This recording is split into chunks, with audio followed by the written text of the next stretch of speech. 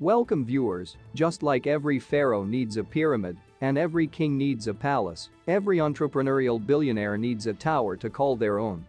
The soaring and imposing testament to Donald Trump that has loomed large in the New York skyline since 1983 is a lot of things, but understated is not one of them.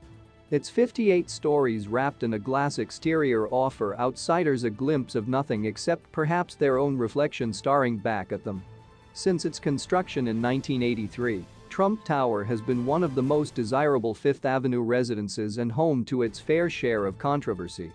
But before we proceed, if you are new to my channel, please take a minute of your precious time to hit the subscribe button below and turn on the notification bell to get the latest updates from us. Like all skyscrapers, Trump Tower often appears as if it was placed on the earth by an alien race of architects whose overriding concerns were utility and making a bold statement.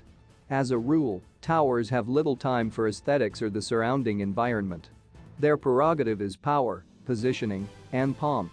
To some, the flash and panache of Trump's signature skyscraper are symbolic of the gaudy and greed-riddled decade in which it was built. To others, it is a towering testament to ambition and wealth. To most, it is simply the tower that Trump built. The closer we get to the heavens, the further we are removed from the earth, so let's take the elevator to the top of Trump Tower and keep one eye out for a few secrets along the way. Although it's tempting to joke that before Trump Tower there was nothing but never-ending darkness, that would be facetious. The site was once home to luxury retailer Bonwit Teller. It was originally a women's clothing store, which fell foul of the 1929 stock market crash mere days after opening, and Bonwit Teller moved in.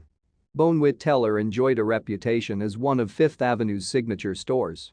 Yet as time ticked on and the chauffeur and doorman style of shopping began to seem like an old hat, its fortunes began to fade, and the sharks started to circle. Discovering that the Bonwit Teller owners needed a quick cash injection, Trump applied the pressure for 3 long years before making them an offer they couldn't refuse.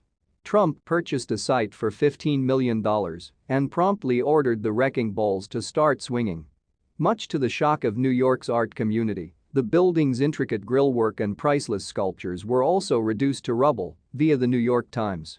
Trump's vision differed from that of his architect Scott, who strived in vain to gain approval for a more environmentally sensitive and aesthetically pleasing design. It's often said that it takes money to make money, but when you use other people's money, the deal gets a lot sweeter. As a self-confessed master in the art of the deal, Donald Trump must have been particularly proud of how things went down with Trump Tower. According to the New York Times, the real estate maker and taker sweet-talked the Equitable Life Assurance Society and Chase Manhattan Bank to front up the necessary capital needed to realize his vision. Trump Tower cost $300 million to build, and most of that money came through loans, which Trump secured through the gift of the gab. Chase Manhattan fronted the finances Trump needed for the various leases and rights, which amounted to $24 million, and also created a syndicate that financed the $150 million loan required for construction. Equitable Life Assurance, which owned the land where Bonwit Teller was situated, agreed to a deal that led to the creation of the Trump Equitable Fifth Avenue Company. Trump was allowed to stamp his name on the tower, while Equitable also had a controlling interest.